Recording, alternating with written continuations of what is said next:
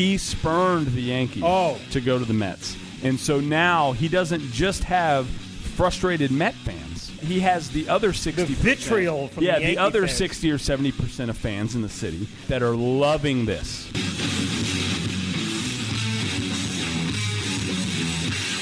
Viva Cuba Libre. Welcome into episode 17 of the Picked Off Podcast, the hardest hitting 30 minutes of baseball coverage you will get all week. I'm your host, Bitter Mike Babbo. Seated to my left, as always, my partner in crime, Mr. Aric Schuler. Aric, how you doing this week? What's going on, everybody? Starting to heat up outside. We're knocking on the door of a lot of over 100-degree days, and that's going to start heating up in the big leagues as well as these pitching staffs start to get pressed as we move into the dog days of summer. So pretty excited about where we're headed here. We got a little bit left of the hockey and basketball season, and come June, it's going to be all baseball all the time. So let's lay out the show, Aric. We are going to go over the latest news around the league. We'll quickly preview some key matchups this weekend, find out who's wearing us out, and then finally we will end with a programming note for the Picked Off Podcast and give a special shout-out to someone we love and will miss. Starting with the latest news, Aric, the GM of the Baltimore Orioles is Mike Elias, and his ears must have been burning.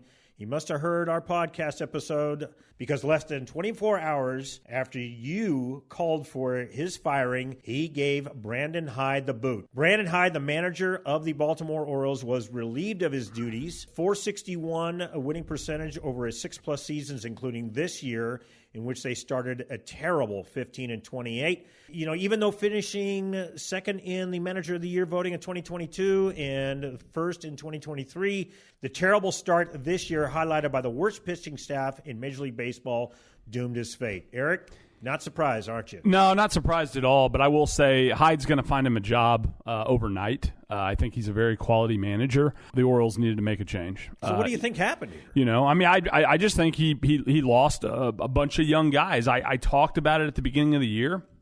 I thought veteran leadership was going to be key for these guys. I talked about it's really hard for a young team to overcome slow starts.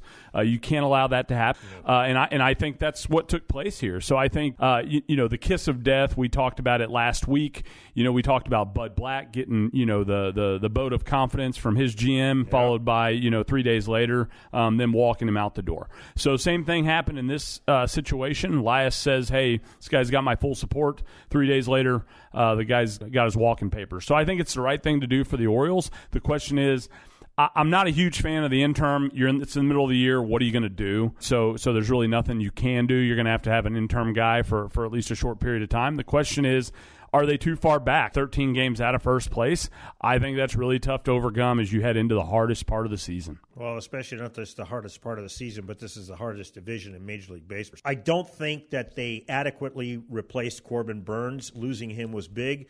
They signed Kyle Gibson late to a 1-year, $5.25 million deal, and he was terrible from the get-go. His first start, he got bombed by the Yankees. He was 0-3 with a 16.75 ERA. Right? Sure. But everybody else has been just absolutely terrible. Yeah, and I will tell you, when you're 13 games back in a division like this, when you were expected to compete for a division crown, there's a lot of blame to go around. And I agree they did not adequately replace Corbin Burns. I agree 100% with that. The problem is you have a pitching staff that's dead last in ERA, dead last in the league. Change had to be made. They made the change. 13 games out, going into June. It's tough. It's going to be a tough hill to climb there. Yeah, tall task for Tony Mansolino, who was named the interim manager on Saturday. So let's hope that they can right the ship. It's going to be a long hill to climb. But my question is, Mike, do these teams talk about that? My father and I discuss this all the time about managers, and do they address the elephant in the room? I mean, do they say things in these locker rooms like, hey, we're not going to win this division in April and May, but we can lose this division in April and May, right? Is that discussed? Is that something that gets said? Because if not, it should. It should, especially in cases like this. If you don't have a bunch of guys that understand the magnitude of the situation when you're going out posting a dead last ERA in the league, if they're not getting that message every day, that's a problem with your management. That's a problem with your manager. It's a problem with your GM. Well, certainly the front office discussed two major things, the depth and the health. The depth is there, and the health is there. Nobody of any significance is out. And it's just a matter of, okay, are we getting the most out of everybody that's out there on the field? And they must have answered no. I would love to understand from a clubhouse perspective what expectations look like inside of a clubhouse from a time standpoint, right? Do teams go in and say, hey, this is where we need to be at the end of April. This is the expectation, right? And then we go into May, right? Things start to kind of shake out in May. Guys are starting to find themselves. They may start slow. They may start hot. Now, where do we expect to be at the end of May? Are we reassessing every month? I don't know how it works in the big leagues, but I would love to talk, to understand how these big league teams approach expectations. And I will tell you, there's no way they set expectations and met any of them in Baltimore this far into the season. So the only thing that manager tells you, if you ask him the first 30 games of the season, how does your team look? He says, ask me in another month. The only exception to that is if he has completely lost the clubhouse. And I think in these three cases, Colorado, Pittsburgh, and now Baltimore, the manager lost the clubhouse. That's the only other conclusion that we can come up with. Yeah, and I think that's why teams make a change, right? That's why they make a change. But I think there's a lot working in this case. This is a very different case. I mean, we talked about this last week. This is a very different case than Colorado. They were everybody's sexy pick to take the AL East. Yeah. That's the thing. And they have been in the playoffs the last 2 years. They've got swept both times. And so they're thinking, okay, we've got some momentum going on. We've got Jackson Holiday coming up. But again, I really think that losing Corbin Burnes, they just didn't count on what an impact that would be. And certainly the guys that they got in the offseason really didn't make up for it. But for this to be such a failure across the board throughout the pitching staff, and we're not talking about just the rotation. The bullpen's been bad too. I mean, what shocks me, I'm sorry to interrupt you, Aric, but what shocks me is the pitching coach is still employed. Yeah, for sure. That's wild to me. Yeah. Just taking a macro level view of the league right now, and I want to put this in perspective because this sort of stuff excites me. We have multiple divisions in baseball where you have 3 or 4 teams within 5 games of first place. Right. That is good baseball. That is high quality entertainment for the fans out there to go out. And right now, it sure appears outside of the city of Baltimore, there are a lot of relevant games. Yeah. There are a lot of relevant games. And right now, 13 games out is unacceptable, and they need to make a change. Totally agree. Moving on, the San Francisco Giants finally have listened to me, ladies and gentlemen. They have moved Jordan Hicks from the starting rotation to the bullpen. They're replacing him with young Hayden Birdsong. Jordan Hicks did not do very well last year as a starter. They signed him in the offseason of 2024 to a 4-year, $44 million contract. He was a flame-throwing setup guy for the St. Louis Cardinals. I'm thinking, okay, I don't know where this is going to go. I don't like this. He started off April with a bang last year, and then he just got progressively worse and worse and worse until he went on the IL. In August, they activated him, and he never started another game. He had a 1.72 ERA the rest of the way. They hit reset 2025. He had a couple of good starts. Since then, absolutely terrible. He's 1-5 with a 6.60 ERA and a 1.55 WHIP. In his first 2 starts, 3 earned runs in 11 1/3 innings. His next 7 starts, 30 earned runs in 34 innings. Worse, Aric, the first 3 innings of each of those 7 starts, he allowed 16 earned runs, 11 of them in the first inning alone. So when your starting pitcher is already putting you in a hole for an offense like this that's always been challenged for the last couple of years, that's a problem. Yeah, you can't afford that when you're trying to win ball games with an offense like this. And so I think they're making the right decision. In our discussions, you nailed this one. So I think it's a good move. What I enjoy about moves like this are not as much as the actual immediate impact of the move, but it says something to your clubhouse, right? It says, hey, we have expectations here, and we are trying to vie for a division crown. Right? We are trying to get back to that level. That's what I value more than anything about moves like this, is it sends a message to the clubhouse that says, hey, we're trying and tweaking and doing everything that we can to be relevant here. And I think it takes a lot of courage to move a guy with that kind of payroll and those expectations to say, look, buddy, we love you. We still think that you can be very productive for this team, but not in this role. Yeah, it does not have to be this negative thing. No, it really doesn't. It's a shot for anybody to get moved, right, from a starting role to it's a demotion. Yeah, it is a demotion. Winning cures everything. That's number one, right? You win games. Nobody cares about any of these moves. And number 2 is some guys find their place. They find their place and they start to really accept, hey, I got to go in and get my inning. I've read numerous articles this week, talking, we're going to get to some of this, talking about relief pitchers, and they say, hey, I just got to win my inning. That's my job. Yeah. And if you can get yourself in that mindset, it can really kind of revamp your career and kind of give you a little stepping stone there.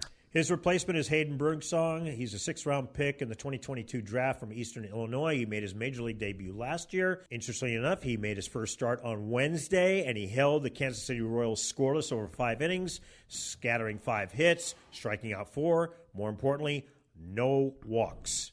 So we like what we saw. They ended up winning the game 3-2. And so this is really important, too, because the Dodgers are not playing that well. The Padres have scuffled a little bit. The Giants are just a game under the Dodgers in the division, and they haven't even played the Dodgers yet. So it's really important for them to get their rotation settled. Getting your pitching staff and your bullpen where it needs to be going into June and July is important. It's important, especially given every division in baseball, with the exception of there's only one division in baseball where it's looking like a runaway train here. Every other division is within 5 games. You got 3 or 4 Talking teams. About Detroit? Yeah, Detroit. Yeah. Every other. But don't look now. The Twins are hot. No, I understand. A lot can happen. It's a long season. We're only but don't look now. We're about a third of the way through here. Yeah, sure. I love this move by the Giants, and there is nobody in this league running away with the division crowns right now. Not even the Dodgers, who I thought would be, honestly, 8 games up by now. Right. Turning to the key matches this weekend, we see that the Cleveland Indians at 25-21 travel to Detroit to face the division-leading Tigers.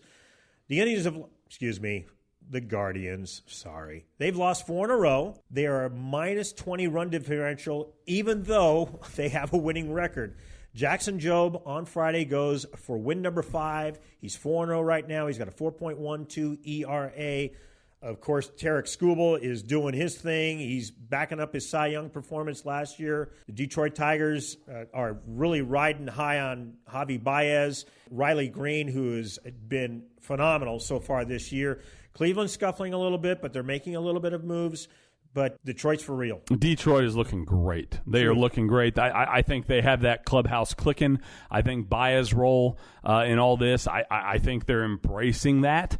So I love the fact that Detroit is relevant. I love the fact that they are taking this division by the horns. Disappointed in Kansas City.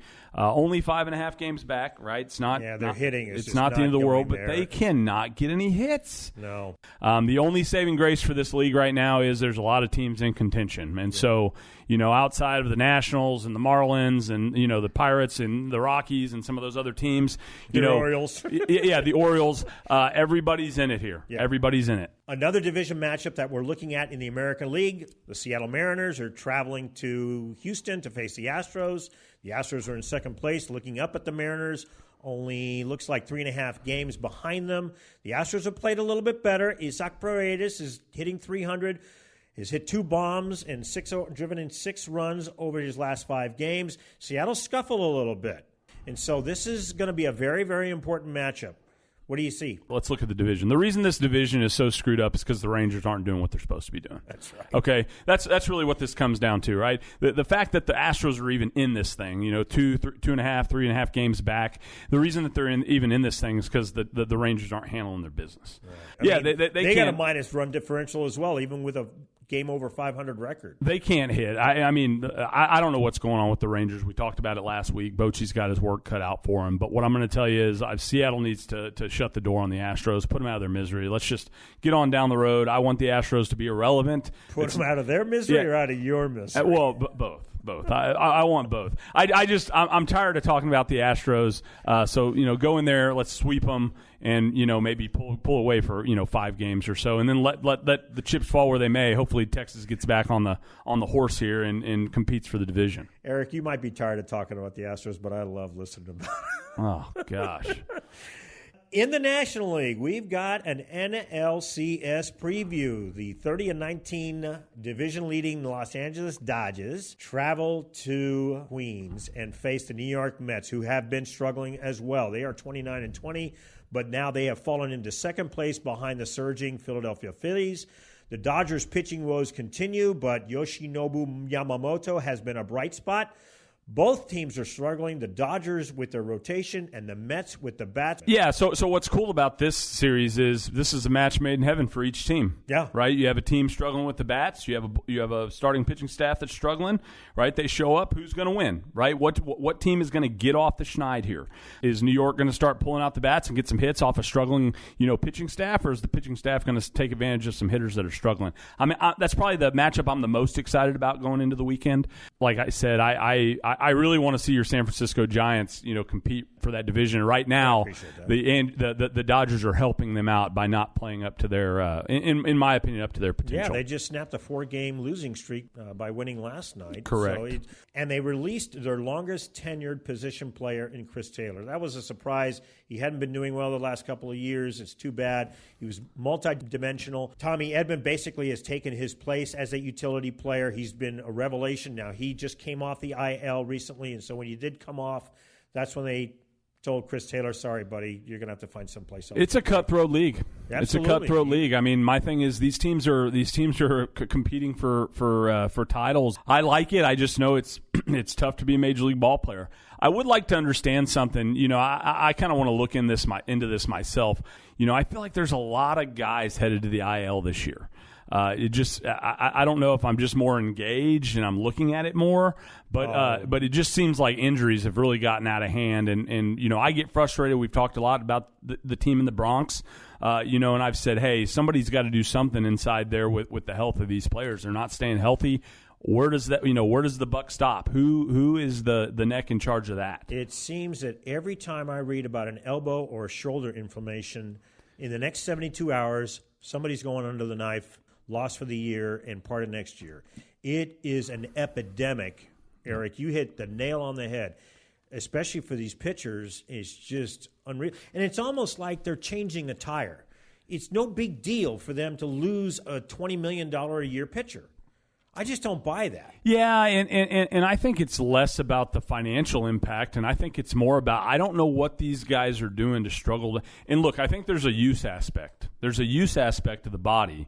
Do these guys take any time off? I don't know the answer. It's an incredibly competitive environment. They can't afford to come into spring training not in shape.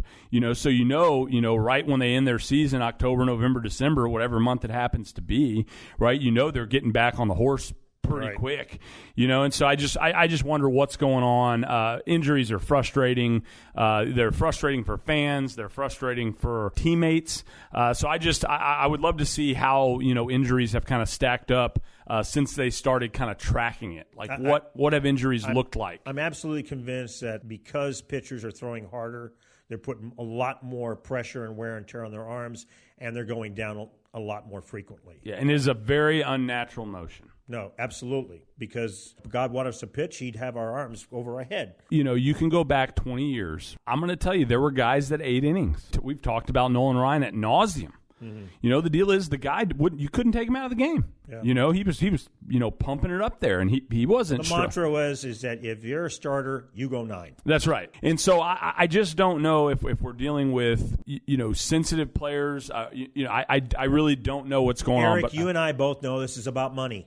You and I, especially as these guys reach their free agent year. Scott Boras, you know what he did with Steven Strasburg, right? He put him on a pitch count his first year, right, which was ridiculous. It's like, wait a minute, why is an agent focusing on this? Why is he commenting on this? Shut up. You already got the guy his deal. Right? Yeah, I let the GM and let the manager handle the pitching load for this guy. I agree with that, but at some point, the management in baseball, the GMs, the owners, they're going to have to take control of the situation. Because spending, we'll talk. Not when guaranteed money is involved. Yeah, but let's talk about Mike Trout. I mean, that's a $500 million man, and he can't stay on the field, right? And I know. The number of, there's one after another like that. Yeah. Moving on. Aric, you were first last time. It's my turn. I'll let you have last licks. On to our You're Wearing Me Out segment. We talked about the struggles of the Mets, and their most high-profile player is none other than their right fielder, Juan Soto. His career /line, we know the numbers. 283, 419 on-base percentage, 528 slugging, 946 OPS, just absolutely gaudy numbers. This year, very pedestrian. A 247 batting average, 379 on base, 437 slugging, 815 OPS. Much worse performance than he is used to. His last 5 games are indicative of that. 3 for 17, no extra base hits, a 128 average with runners in scoring position, and his lackluster play on the field over the last 72 hours and his response to the criticism of that really is concerning for me. Sunday night against your Yankees, in the 9th inning, he takes a half swing, hits a tomahawk ground ball to the second baseman, and he doesn't even run out of the box. Yeah. He didn't even take a full swing. Now, maybe he got fooled. Okay, fine, you get fooled, but run out of the box. Yeah. I just can't stand it when you sign a guy to 15 million years for $765 million and he doesn't hustle. Yeah, that needs to be the baseline, Mike. And this guy needs to be managed. I don't care who you are, how much money you get paid. When you're a player in the big leagues, you got to be managed. And the ownership group in New York, with the Mets specifically, right, have got to give their manager and their GM the ability to manage this guy and to say, hey, this sort of stuff is unacceptable. Apparently, the manager had a conversation with him. Correct. Yeah, and all I'm saying is maybe you pull him out of the game after that. Yeah, Mendoza talked to him. Well, he didn't, because the very next night he hits a long fly ball into Fenway Park, into the Green Monster, and he's just sitting there watching it go. It hits high off the monster, 37 feet, not 37 feet 2 inches. And what does he get out of it? A single. Yep. Because he wasn't running out of the box. Yep. Inexcusable for me. It is inexcusable. What's frustrating for me, Mike, is that I don't consider Juan Soto this type of player. Well, he wasn't until he got paid. That's right. Is guaranteed money a factor here? It sure looks like it. Mm-hmm. It sure appears to be the case. But there's another hidden gem here that I think needs to be addressed here, and I think there's a lot of pressure on Juan Soto right now. Oh, no question, because the big three, the other big 3 guys, they're really struggling too. These are all stats for the last 5 games.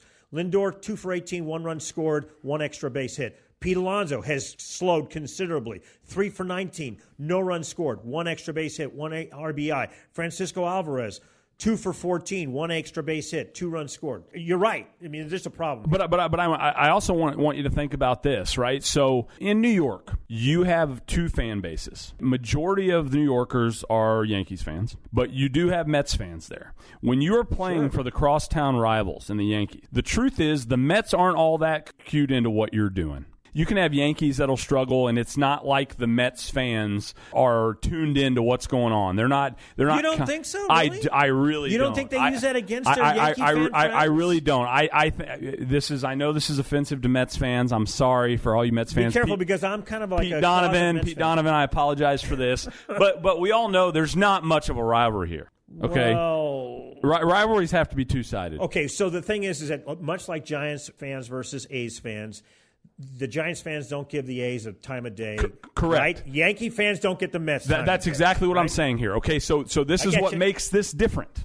He spurned the Yankees to go to the Mets. And so now he doesn't just have frustrated Met fans. He has the other 60%. The vitriol from the Yankee the other fans. 60 or 70% of fans in the city that are loving this. Yeah. They are loving everything that's going on, and they are piling on. And so I think that has ramped up the pressure here. I think he's feeling it. If he had signed a huge deal with the Yankees, he would be feeling the boo birds from the Yankees fans. But the Mets wouldn't be concerned. No. But right now he has 100% of the fans in the city of New York rooting against him and pissed off at him. That's what's going on. That's a lot of pressure. No kidding. And it's the largest baseball network.